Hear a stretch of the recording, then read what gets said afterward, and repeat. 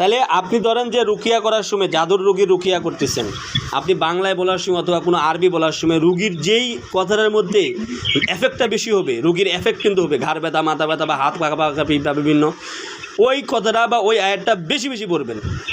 তখন ওটা কি বেশি বেশি পড়বেন। এই বেশি বেশি পড়তে পড়তে পড়তে পড়তে, কারণ শুনেন, জাদুগ্রস্তর খাদেম শরীরের মধ্যে নিরাপত্তা ব্যবস্থা করে রাখে। এই নিরাপত্তা ব্যবস্থা যতক্ষণ আপনি ভাঙতে পারবেন না ততক্ষণ জাদু ধ্বংস হবে না। কথা বুঝতে পারছেন? তাহলে এই হলো রুকিয়ার বিষয়, জাদু ধ্বংসের। তাহলে 1 নম্বর প্রশ্ন হলাম রুহানি শক্তি দ্বারা জাদু ধ্বংসের নিয়ম, 2 নম্বর হলো রুকিয়ার দ্বারা, 3 নম্বর হলো খাওয়ানো, মানে আয়তো সে লিখে দিবেন, এটা খেয়েও সে জাদু ধ্বংস করতে পারে। আর বরই পাতার গোসলটা কিন্তু জাদু ধ্বংসের জন্য খুবই কার্যকারী, খুবই কার্যকারী। বরই পাতার গোসল অনেক কার্যকারী। বরই পাতার গোসলে আলোচনা করছি না আমি?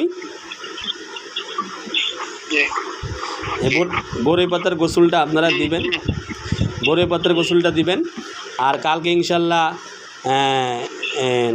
নামের উপরে কীভাবে জাদু কাটবেন, তারপরে খাতায় লিখে কীভাবে জাদু কাটবেন, শশা দিয়ে কীভাবে কাটবেন, কলা দিয়ে কীভাবে কাটবেন, লাউ দিয়ে কীভাবে কাটবেন, তারপরে আপনার কলা গাছ দিয়ে কীভাবে কাটবেন, তারপরে মাটির উপরে কীভাবে কাটবেন, কাগজে লিখে কীভাবে কাটবেন, হ্যাঁ, অদৃশ্যর উপরে কীভাবে কাটবেন, এগুলো ইনশাল্লাহ কালকে তো ক্লাস হবে না, রবিবারে আলোচনা করবো ইনশাল্লাহ।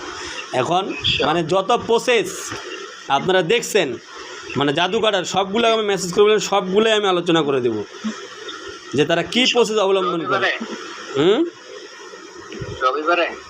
হ্যাঁ, কারণ যত প্রসেসে জাদু কাটে, বুঝতে পারছেন, সবগুলা প্রসেসেই হলো গোপন ভেদ, কিছুই না, মানে গোপন ভেদ আছে এটার মধ্যে, কিচ্ছুই না, গোপন ভেদ। সব হুজুর যারা শরীয়ত সম্মত কাজ করে কুফরি বাদে, বুঝতে পারছেন।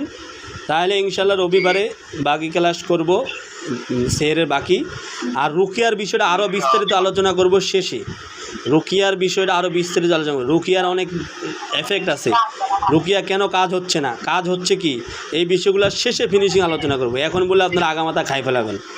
তাহলে আজকে আমাদের জাদুর বিষয়গুলো আমরা শেষ করে কালকে আর একটু করে রবিবারে করে ইনশাল্লাহ বাকি আরও আমরা আশিক জেনে চলে যাব ইনশাল্লাহ। ঠিক আছে, তাহলে আজকে এই পর্যন্ত ক্লাস। কারো কোনো প্রশ্ন আসে থাকলে করতে পারেন, নাহলে বিদায় নিচ্ছি।